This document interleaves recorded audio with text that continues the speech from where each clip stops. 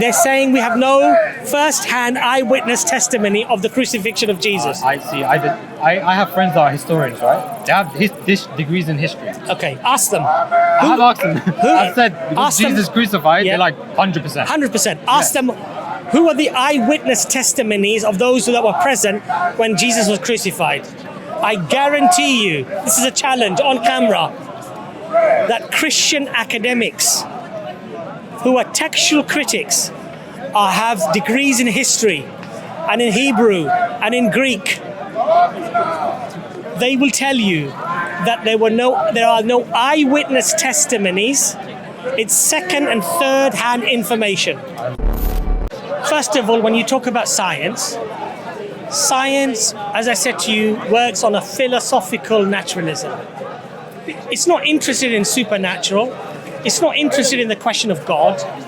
It's not interested in, if God exists and I God. think it is.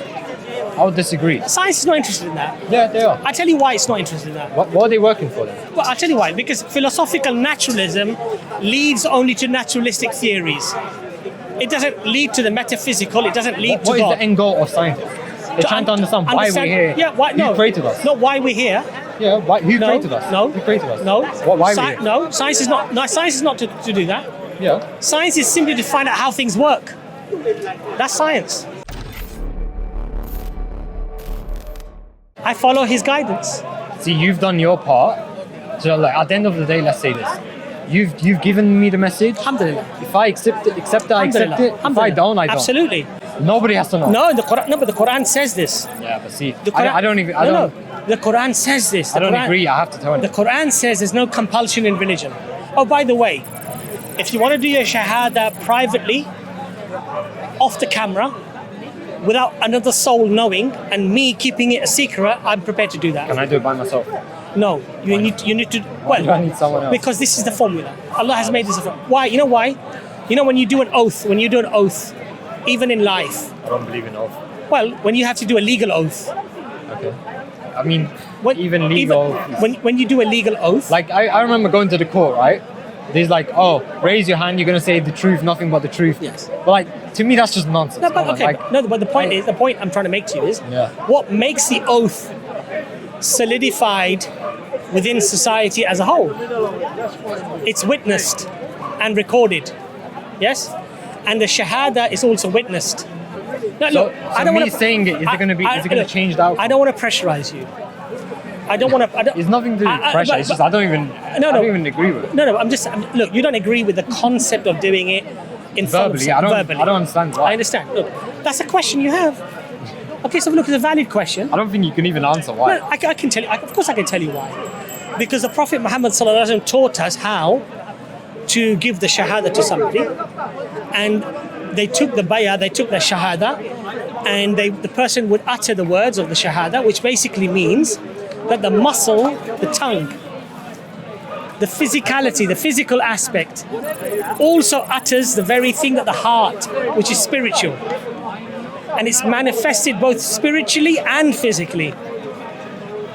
So there's no room for the individual to because you see, when we believe things in our hearts and we don't actually utter them, sometimes afterwards we sort of think, did I really actually believe all of that? Did I really accept? I know if I believe. I understand. But when we actually utter the shahada, it becomes an affirmation. Well, look, does everything that you have to do have to make sense to you for it to be correct or incorrect? No. It doesn't matter if I don't understand, but I don't have to follow something because I don't follow something I believe it doesn't make sense. No, I'll give you an example. You believing that carrying that bottle of water around with you, whether it makes sense or doesn't make sense, is irrelevant. No. I'm just saying, even if it weren't to make sense to you, the reality is the water is good for you. Yeah, but I only do things that are sensible. Yeah, I know, but when you say sense and sensible, what did you say before? Everything that we have sense over is subjective. Yeah. Right. That's my reality. That's your reality. My reality. So where could we possibly go to find a decision on a matter that's no longer subjective? Yeah, but see, look, if I, let's say, look, now I'll give you an No, example. but answer my question. But like, I'll give you an example. Let's say I have, I don't know, Down syndrome, Yeah. okay? And my whole reality is very different from your Yes, reality yes. or any other normal average people's person's realities. If a person says, oh no, your subjective reality is wrong, why does it matter to him? Who cares? Because in Islam, Why do you care what my reality is and your somebody reality? who has mental incapability of understanding the message or giving the shahada is not judged in the same way as somebody who has the mental capacity to be able to understand and say the shahada. Allah is just.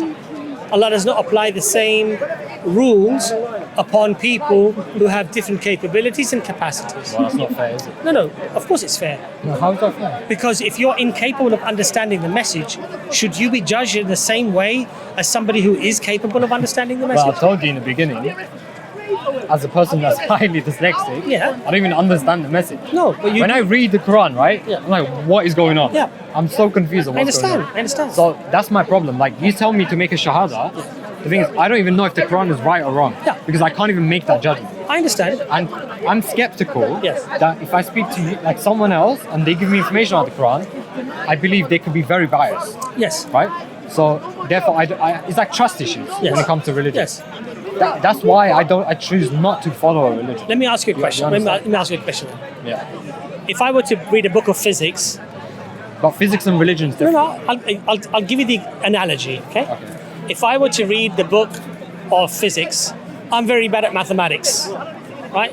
Apart from basic maths, multiply this, add this, subtract that, divide this, I'm usually very good at that, right? You start getting to algebra, quadratic equations, etc., etc. I'm terrible, okay?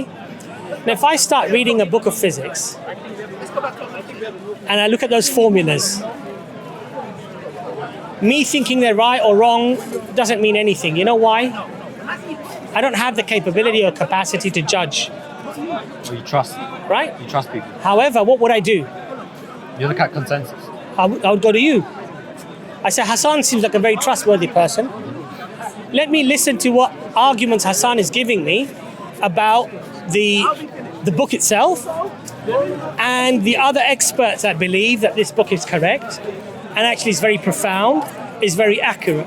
Now, if I find overwhelming consensus through valid testimony, trustable, honest people who seem to have no, dog in the race, let's say, for argument's sake, I'm probably going to accept that, okay, it's probably correct.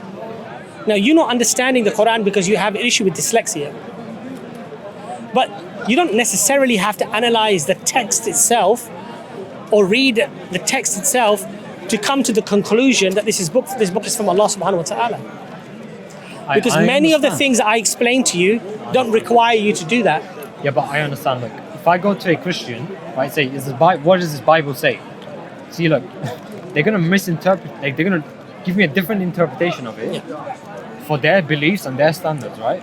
Because they believe if they follow this and if they spread this message, they're gonna go to paradise. Yes. So how do I know you're not doing that? That's a very good question. This is the difference between science and This is a very- religion. this- Because you believe at the end of the day you're gonna get a reward. Yes. Scientists don't believe they're gonna get I a understand. reward. I understand. That's the difference. Okay, so let's look at it as a person who's studying science, who deals in mathematical equations, so it deals in logic.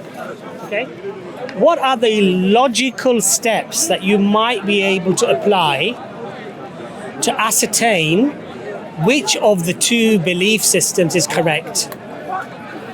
Which of the two texts that are being claimed from God are indeed from God Almighty? So I'll give you some examples and you can either agree or disagree with me. Okay, I'll agree or disagree with me, right? Number one would have to be, I think, the establishment of preservation. But see, No, I hold on. don't believe preservation means. No. I'm not saying it means that. Yeah, I know, but saying you're for- saying preservation. No, I but- don't think that should even be a topic. You're actually not understanding, perhaps, I'm not explaining it to you perhaps properly. For the claim to even require an investigation, it has to be preserved. In other words, if I claim that this book is from God, however, I can show evidentially that it's been corrupted many times over history. man has changed many things and added many things. And that can be proven analytically and empirically, I would say.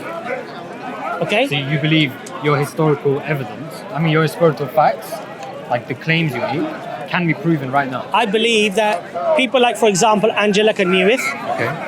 who have looked at the Okay, textual... give me one historical claim. In what sense? In the Quran, give Yes. me a historical claim that can be proven That can be proven right right now by a historian. by a historian. Okay, I would say that the existence of Prophet Muhammad, peace be upon him. Okay, what if that same historian says Jesus got crucified? What are you going to say? No, so I'll weigh up the evidence, won't I? I'll tell you what. The historian is telling you. Prophet Muhammad existed. How is history analyzed? Now look, professionals, 10 different historians. But how is history analyzed, though? History is analyzed predominantly by testimony. Predominantly. And the earliest You do have- and the earliest written texts that we can Not find. all of history. I would say most of history. It's not always Is- testimony. I would you say- can have actually physical evidence. Okay. You have physical evidence. You have physical evidence that might suggest that theory of testimony or the testimony of those people was probably confirmed with the historical evidence, right? So okay, let's have a look at the existence of the Prophet Muhammad, peace be upon him. So first of all, you have the testimony of tens of thousands of people in different parts of the world through the chains of history, going right back to the Prophet Muhammad, peace be upon him, that they met the Prophet and he existed. We don't find the opposite, by the way. We don't find loads of people from that time of history denying that this is simply a myth, that he didn't exist. Then we have the Quran, which we can date back to the time of the Prophet Muhammad, peace be upon him, that speaks about him, that mentions him. Then we have physical archaeological evidence of coins that are minted from that time with Muhammad written on them. Then we have manuscripts, Quranic fragments that exist from the time of the Prophet Muhammad, peace be upon him, like the Birmingham Folio. Then we have rock inscriptions that mention the companions, that mention Allah, that mention the Prophet Muhammad, peace be upon him. Then we have physical evidence of the Kaaba. Then we have physical evidence of, in Medina, the mosque of the Prophet Muhammad, peace be upon him. Then we have physical evidence of his grave.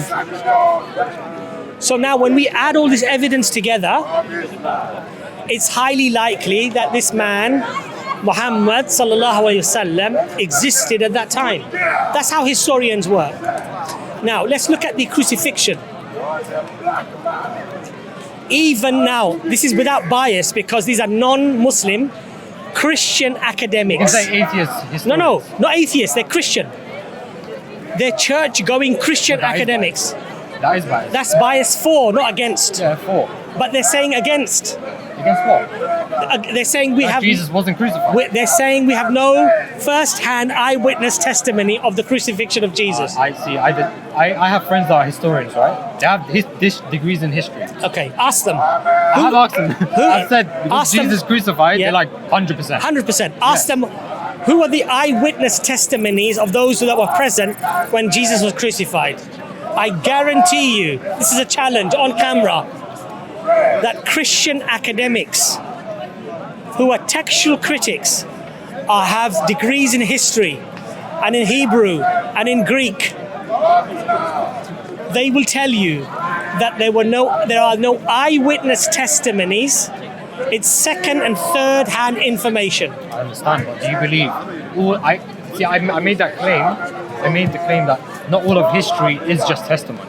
I accept point. that. I accept that. Yes. I accept so how that. do you believe the proof is not through other ways? No, but look, It doesn't have to be. you asked me a question. You asked me a question.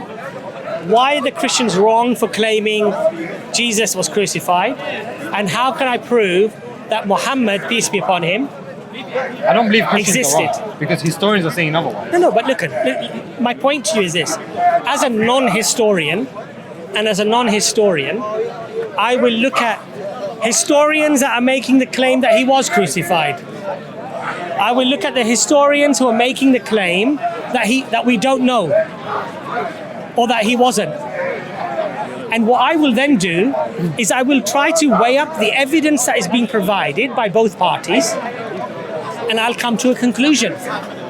I'm not going to blindly follow a Muslim academic or a Christian academic or an atheist academic or a historian. I will weigh up the evidence that they provide me. And the first thing I would ask the historian is, who are the eyewitness testimonies of the crucifixion of Jesus? When we've done a whole stream on EFDawah called the historicity stream. We went through all of the books of the New Testament. We went through the concepts of crucifixion as well. Did you know, even in the Bible, the crucifixion story, depending upon what gospel you read, there are different accounts. But it did happen. But the point is this: when I read a historical, supposed to be a historical event, and I find dramatically contradictory statements, I'll give you the example. So if you look at the Gospel of Matthew, Mark, Luke, and John, of the last words that Jesus spoke on the cross. No, but see, look, I don't care about the Bible. I don't even believe in the Bible. Right. I said, do you Muslims historically believe Jesus was crucified? No, we don't. You don't? Yeah, exactly, you don't. But an atheist historian, yes, many atheist historians I spoke to say otherwise. Yes. So I'm looking at the less biased option. I know, but less biased doesn't mean correct. It's the most probable. No, well, yes, it is. It's the most. No. We're talking about probability. Okay. A non-biased opinion could likely be more likely to be, on balance of probability, I'll give you, correct. You go for a less biased option. Less biased option. Yeah, of course. But I gave you a biased option for the crucifixion, which are biblical scholars.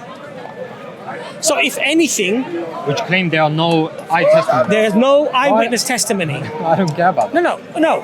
But hold on a second. If you're trying to establish something to be true, yeah, it doesn't have to just be testimony. No, I'm not saying it is, but it makes up quite a large degree, because otherwise what can happen is that the theology is what drives the scripture, not the scripture driving the theology.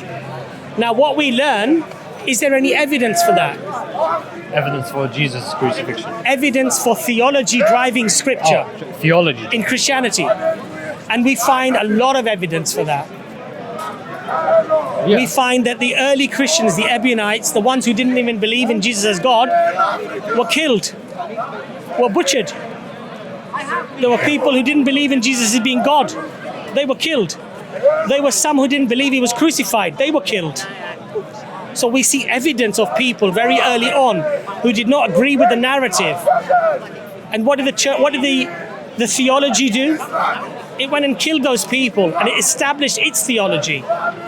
When we look at the ecumenical councils of the highest bishops and priests and clergy over 6 or 7 centuries discussing the very nature of Jesus, whether he was fully man or fully God or fully this or fully that.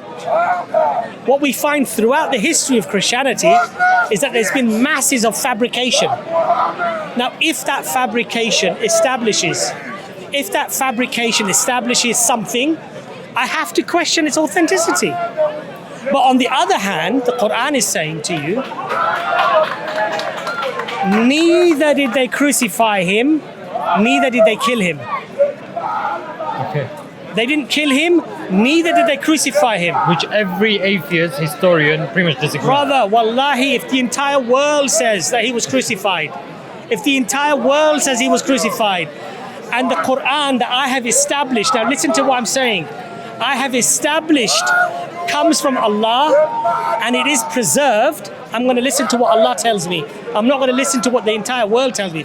If today every Muslim tells me that he was crucified, I will reject that. You know why?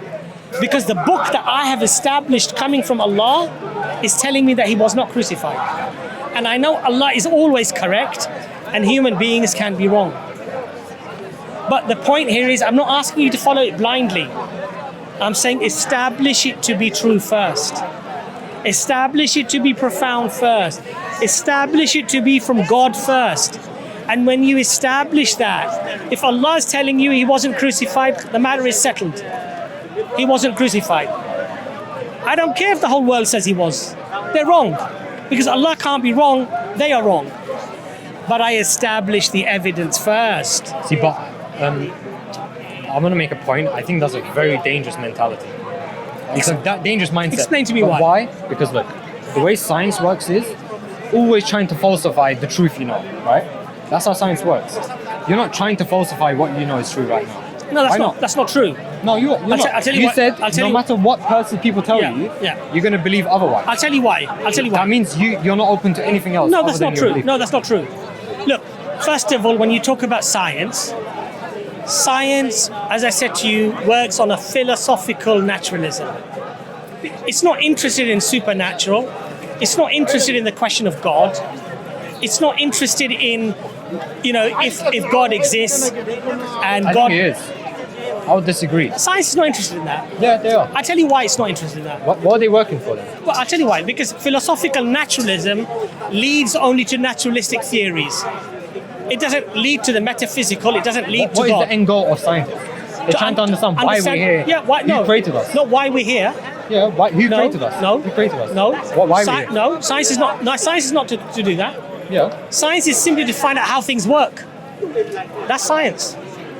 The why is what the Quran answers. The why is what Allah I'll answers. say why and how. No. How did we come here? Simply how, not simply why. No, sorry, simply how things work. Yeah. So Look. science wants to know how we came here. Yeah, look, the how we came here is on a physical realm of physicality, of physical actions, of naturalistic naturalistic laws. It's not interested. Look, science doesn't care if science can't answer the nature of all energy and matter. Science is not interested whether that could have come from God Almighty. It doesn't concern science. Science only wants to know what naturalistic explanation can be for the origin of matter and energy. It's not interested in the metaphysical God doing it. And science, quite frankly, shouldn't be either. That's what reality is. No, but science shouldn't be. Science should stick to what science does, which is understanding the physical world, the metaphysical world, the why it exists in the first place. Science can never answer the why. That comes from God Almighty. It's Allah who explains to you why He gave birth to this universe. It's Allah who explains to you why He created you. And it's Allah who explains to you what your purpose in life is. That comes from a supernatural, metaphysical concept that science is not interested in. And quite frankly, science should never get interested in. And so your scientists like Dawkins and DeGrasse and these guys that try to talk about religion, I'll be honest with you, they make really foolish arguments because it's not their realm. It's not their forte. It's not their level of expertise. Their expertise is in science. They should stick to science. But my point to you is this. My point to you is this, my brother. We can have this intellectual tussle, but ultimately it's about the heart. My heart it's about says there's a creator. Alhamdulillah. There you go. Massive, beautiful. That's the beautiful. only thing my heart says. Alhamdulillah, alhamdulillah. Can you prove that scientifically? Yeah, I can. Scientifically. Yes. Please fill me in. Okay. I'll relax myself. Go on. Okay, my definition of God Yes. is the creator of the universe. Right. The universe exists, Right. therefore God. Okay. It's the simplest proof. Okay, There's but- no other explanation. But scientists would agree. Sorry. Scientists would say, Because my God is not a personal singular God. look, I understand. Look, but scientists would say, whatever came before the universe was simply another function of matter and how it unfolded. But we don't know. That's what science says. Well, that's God then. So what you believe is not empirical, but you've reasoned that belief, right? No, I told you my definition of God is the creator of this universe. Right, which is reason. You've used reason, not science. Well, science says the universe exists. I agree, but you've used reason. You haven't used empiricism to manifest that fact in your psyche, in your belief, right? You've come to that conclusion through reason. Okay. That's a more reasonable thing to believe.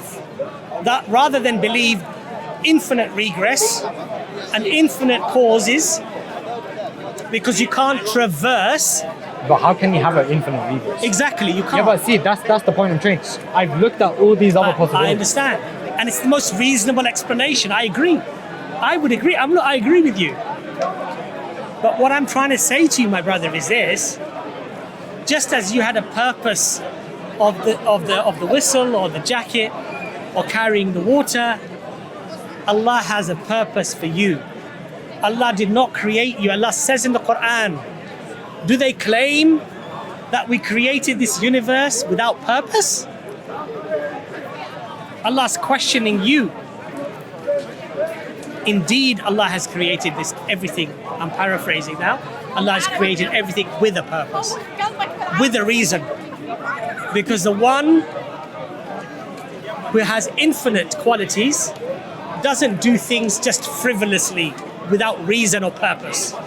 When you or I would not do things without purpose or reason. Come on, Hassan.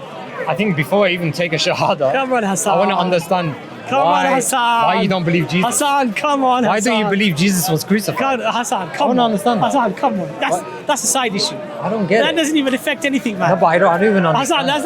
Hassan, that doesn't affect anything. Come on. Of course it does. Don't leave here today, man, without doing the shahada. It's like claiming you're a physicist without even studying physics. Hassan, come on, man. I can't claim I'm Muslim without even knowing what Islam is. Everything you're saying doesn't apply to what we're even talking about. Come on.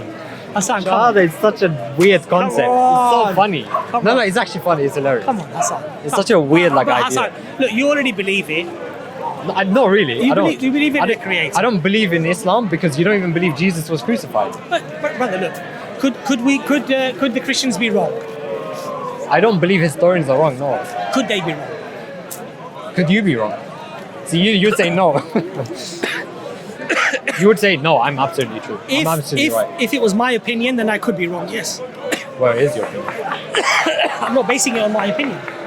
Well, you're basing it on your subjective understanding of it. No, Yeah, it's your subjective understanding of the Quran. No. Yes, it is. no, the Quran Of is course it explicit. No. It's your. Do you believe nothing in this world is objectively experienced? Can you objectively By experience human this world? beings. Yes. No, I agree. You can't. Can you objectively experience this No. world? Of course you can. No. So you can tell me there's objective truth in it, but at the end of the day, everything's subjective. Look, but look, we're just running around in circles. See, look, I could be like mentally ill right now, right? And I don't even know. Look, Hassan. It doesn't matter what you tell me. I Hassan, have no idea. The argument was not to reach absolute certainty. The argument was not to reach 100%. The argument was, hear the evidence, and if the balance of probability is heavily weighted for Islam, then do the right thing, inshallah, be truthful to yourself, and go wherever the evidence takes you. And inshallah, accept Islam. I'm not dealing in certainties, brother. You think I'm certain about everything? No. But I'm certain enough. I'm certain enough to know it's the truth. And that's all I'm calling you to. And that's the fair assessment of Islam that I'm asking you to make. I'm not asking you to go through absolute certainty. We're human beings. Half the time we don't know whether whether we're coming or going. If I don't sleep very well, suddenly I'm all mixed up. I'm a bit confused. Oh, what am I doing? Oh, I haven't slept properly for 3 days. That's what we are. But my brother, there was a time when you and I were running around playing football or sports or whatever without a care in the world. Today I've got white hair everywhere and I have to use hair color just to try to look like a younger man. Yeah? Tomorrow, bruv, I'm dead. I'll be gone. Life is Hopefully not tomorrow. Bruv, life is short. But when I say it's figure of speech, right? Yeah. Life is short.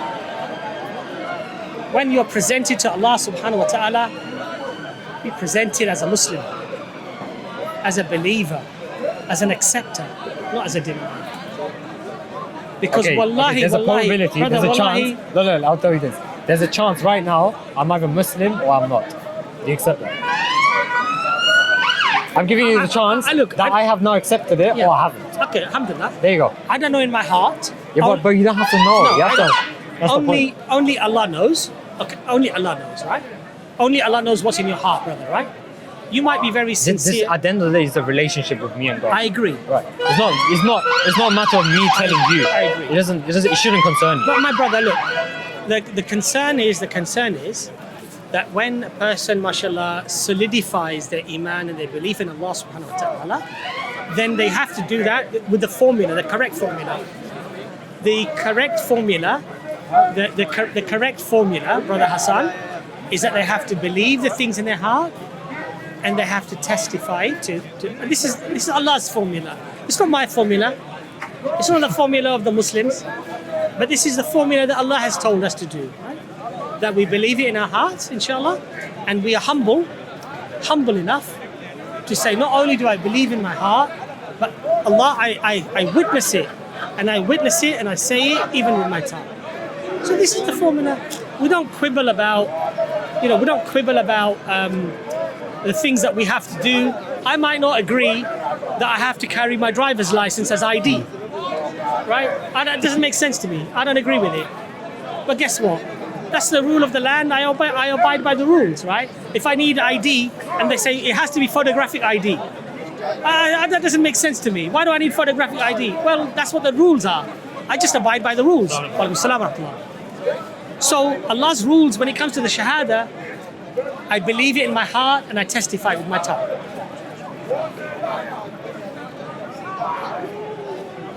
I can't say anything about it. It just doesn't make sense to It me. was a pleasure to speak to you. It was great. And what I would say to you, my brother, is don't prevent yourself because of something that you feel is not right or you feel is this thing. Because look at the evidence. And if the evidence takes you to Allah, accept it.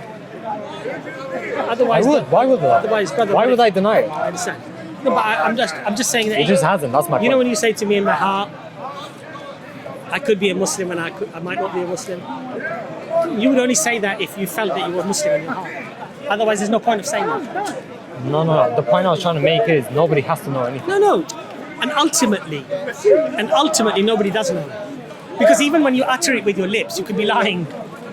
Yeah, I could just be lying. Yeah. Right. But that's the formula that Allah has given.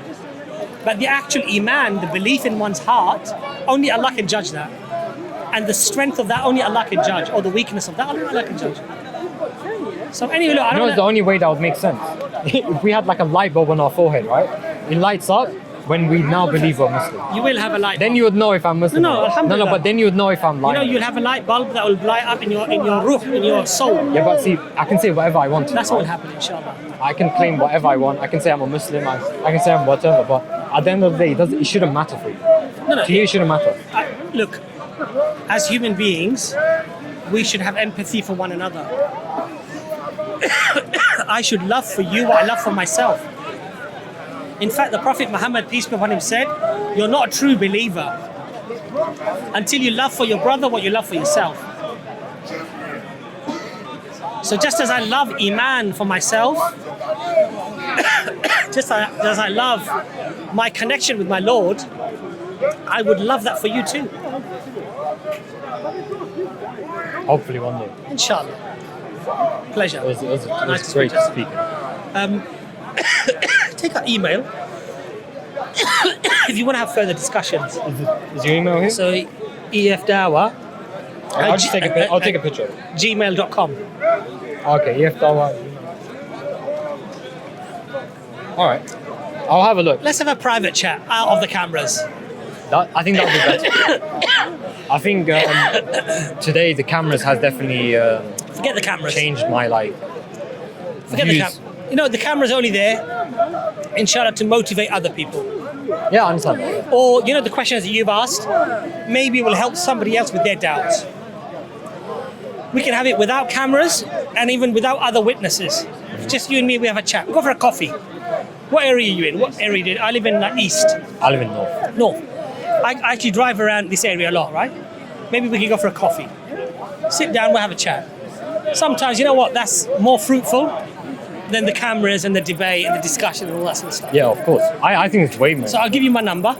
Okay. You're free to call me anytime. Yep. And I'll do it off camera so not everyone doesn't start phoning me. Alhamdulillah.